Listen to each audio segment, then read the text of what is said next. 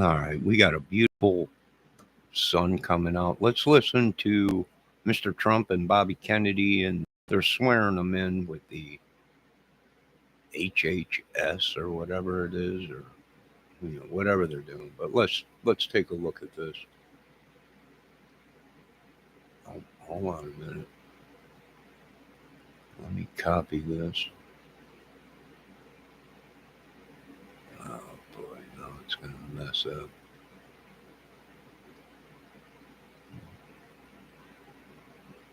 Copy, paste. All right, hold on, let me paste this here. Say, all right, let's get into this now.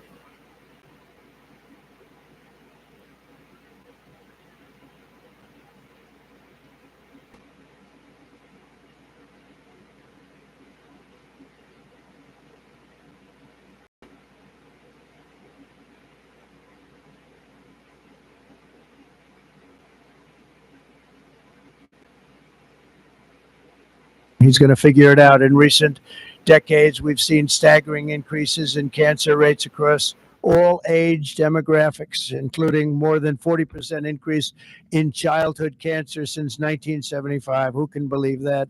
And an explosion in other chronic childhood illnesses. Not long ago, 1 in 10,000 people, children, had autism. Now it's 1 in 36. Think of that. 1 in 10,000. 1 in 10,000. Now it's 1 in 36. Who can believe that? There's something wrong. There's something wrong. And I think it's something that can be found out. In 2022, more than 40% of children had at least one chronic health condition. And today, nearly 80% of young adults do not qualify for military service, in large part for health reasons. Think of that, 80%. Something is wrong, and that's why immediately after Bobby is sworn in, I will be signing an executive order establishing the President's Commission to Make America Healthy Again. We have some great people on that commission, chaired by our new secretary. This groundbreaking commission will be charged with investigating what is causing the decades-long increase in chronic illness, reporting its findings, and delivering an action plan to the American people. And it's going to be a plan that people are really waiting to hear. Bobby, I want to thank you. You've gone through a lot. It's taken great courage. You've been amazing, actually. I'd call him. I'd say, you're going to be okay. And he said, I know. I really do. He's really been supported amazingly by Cheryl and his family. And it was a very nasty group of people that were after him, but he was tougher and he was smarter than they are. And that's why he's here today. There are very few people that could have withstood the assault, but he was able to. So I just want to congratulate you. And we have a very special person here to swear you in, a man that I think has done I think he's just an amazing man. As you know, his name happens to be Gorsuch, and he's a member of the Supreme Court in extremely good standing. He's highly respected by everybody. And I didn't know, are you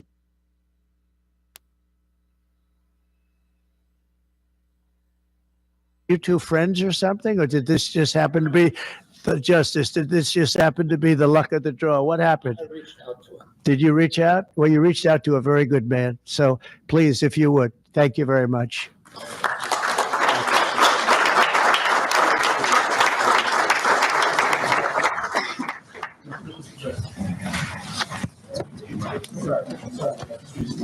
This has to be done. I'll do this first. Sorry. I'm going to make this a good one, right?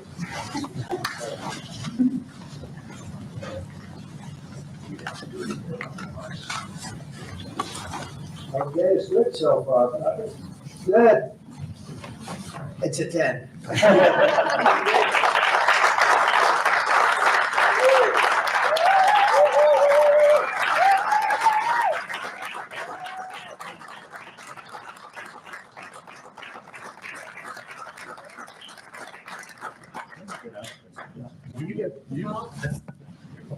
Go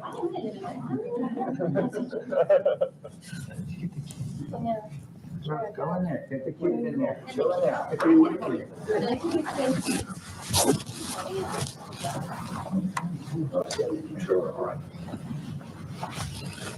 On your plate.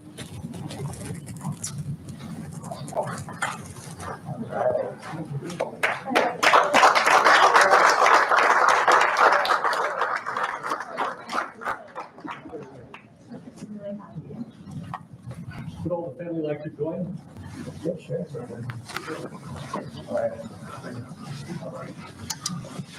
Please place your left hand on the Bible and raise your right.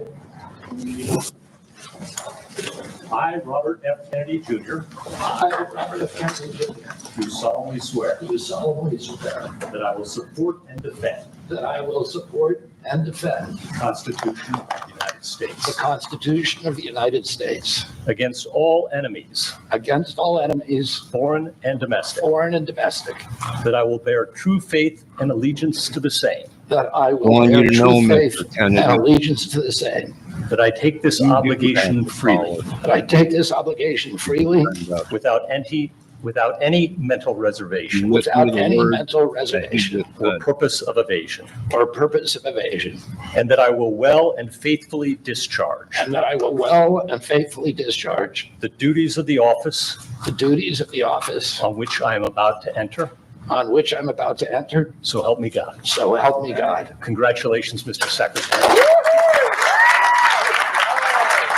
All right, let's get to work. Busting balls in a minute.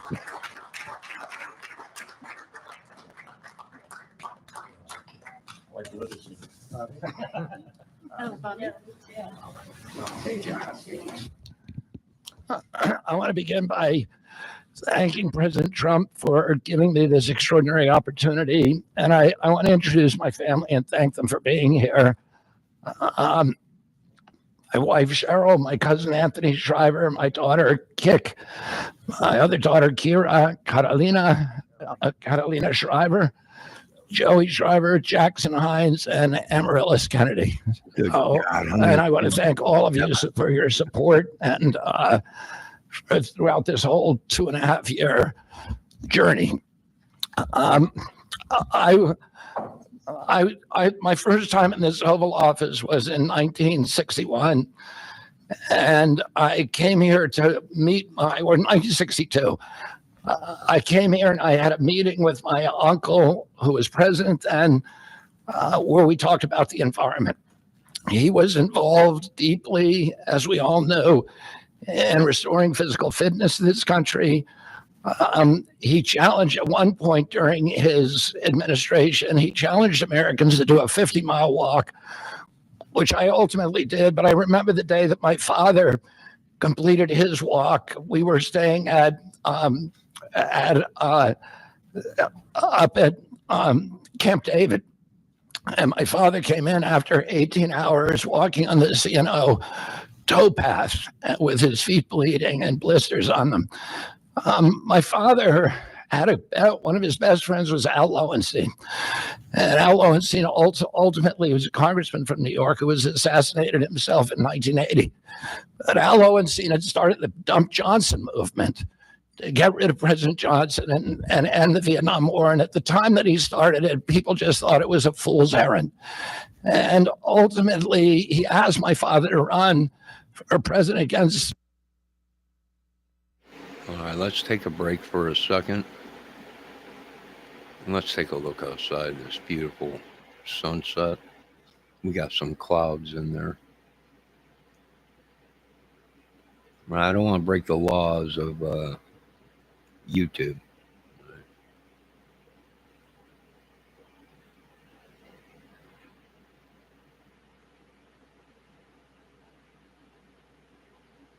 That is a beautiful sky. We might actually get a good, what time is it? 6:30? A little after 6 or 5:30? A little after 5:30. So we might get depending on what kind of clouds are out there, we might get a good sunset. Beautiful. All right, let's return to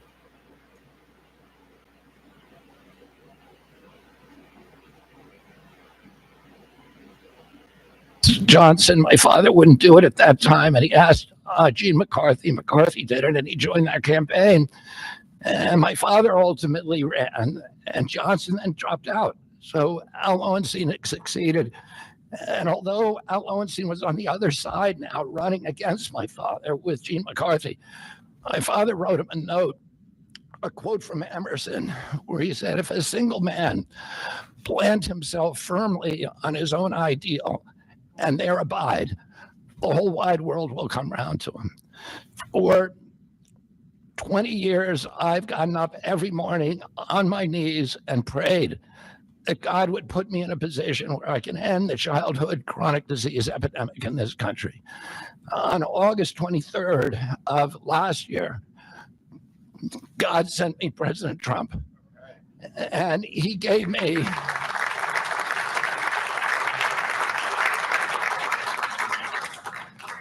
he's now given me, he's kept every promise that he's made to me. He's kept his word in every account and gone way beyond it.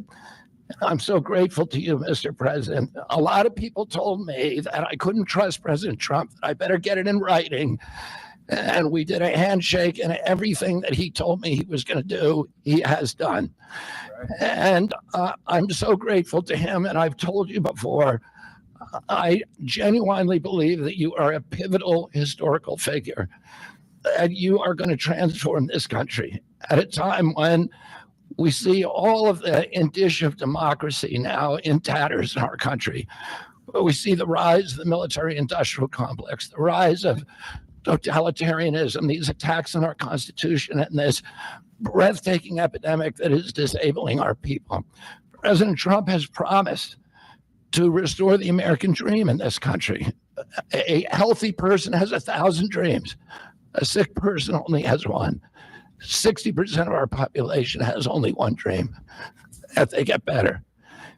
President Trump has promised that he's going to restore America's strength.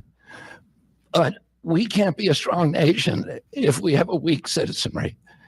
If people are sick, 60% of our people are sick, 77%, as President Trump mentioned, of our children cannot qualify for military service.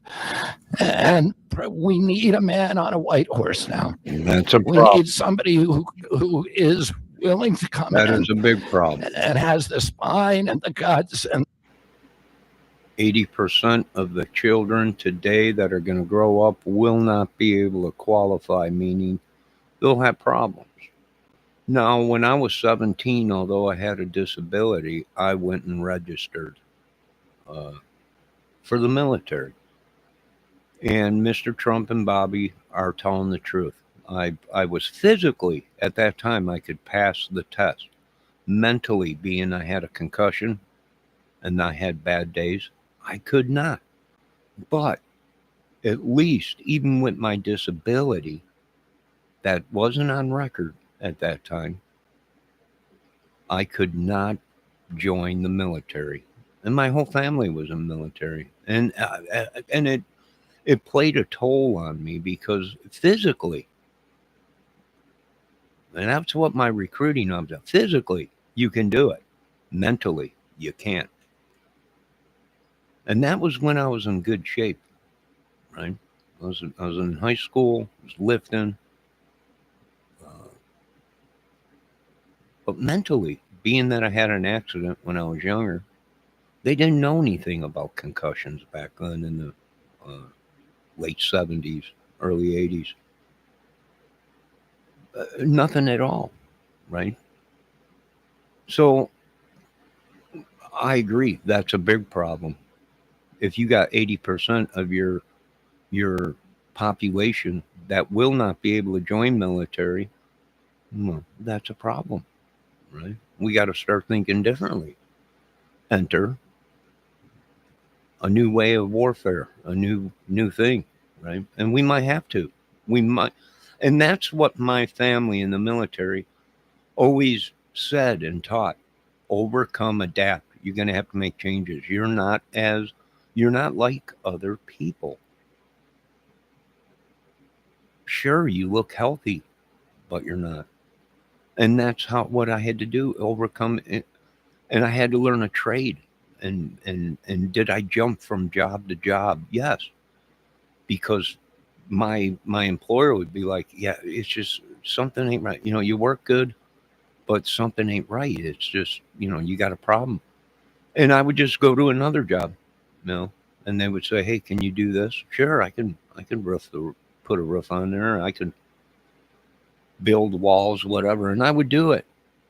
But then my disability would kick in, and I just couldn't do things as good as I did when they hired me. Right. And my whole life was like that, just jumping around doing things. So it's a problem. And yes, I did register to join the military, even though I had a disability, when I was a teenager. Let's continue to listen. Oh. And the strength to challenge orthodoxies, to stand in the way of vested interests, and to break institutions that have turned against our democracy. President Trump has shown again and again that he is that hero. And most recently, I greatly appreciate it. And I called you the day that you announced the termination of USAID. My uncle started USAID in 1961 for humanitarian purposes, to put our country on the side of the poor. It has been captured by the military-industrial complex.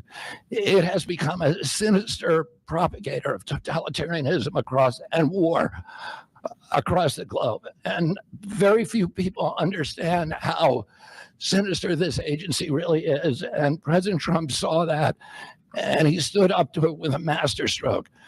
And we want to do the same thing with the institutions that are stealing the health of our children.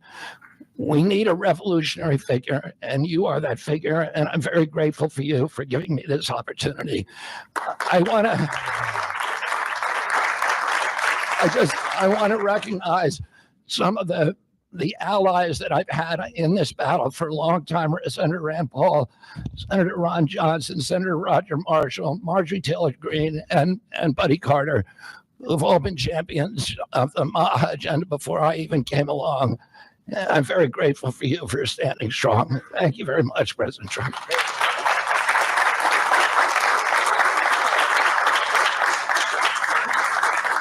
Yeah, that's the kind of his voice. He's got a condition that his voice. Mr. Secretary, I'd like to ask He what could have plans do you have very immediately at HHS now that you're like a still lot of people. He's gonna be running it. He's gonna do a great job. We're at That's my plan. He's gonna find out a lot of secrets that have been maybe kept from us, but he's gonna come up with some solutions to some big problems, health problems. And I think he's gonna go down in the record books. I really have confidence. This group has even Rand has confidence. And that doesn't happen often.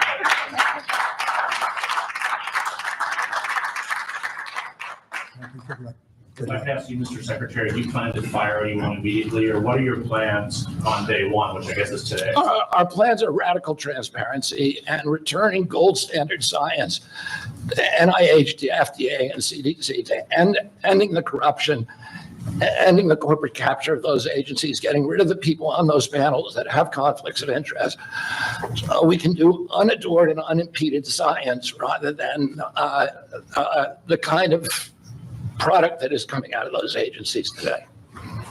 Mr. Secretary, may I ask, how do you address concerns that some Americans may have about your stance on vaccine? When people actually hear what I think about vaccines, which is common sense, which is vaccines should be tested, they should be safe, everybody should have informed consent, people are reacting because they hear things about me that aren't true. They hear characterizations of things that I've said that are simply not true. When they hear what I have to say actually about vaccines, everybody supports it. Mr. Kennedy, Kara Casanova from Lindell TV. What's your message to